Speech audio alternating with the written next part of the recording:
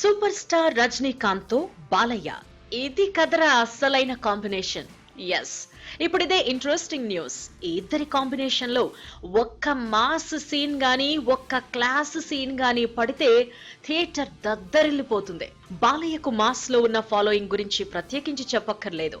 ఇక super star Rajinikanth కున్న fan following చాలా వైడ్ రేంజ్ లో ఉంటుంది. సో వీరిద్దరూ కలిస్తే బాక్స్ ఆఫీస్ షేక్ అవ్వాల్సిందే. ప్రస్తుతం ఈ న్యూస్ సోషల్ మీడియాలో వైరల్ అవుతోంది.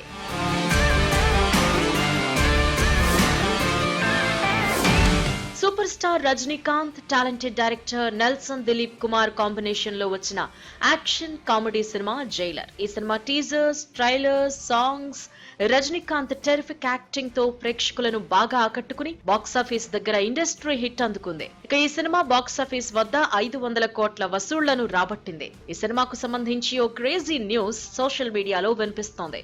జైలర్ సినిమాకి సీక్వెల్ రాబోతోంది. దీనికోసం స్క్రిప్ట్ ను సిద్ధం చేసే పనిలో ఉన్నారు దర్శకుడు నెల్సన్ దిలీప్ కుమార్.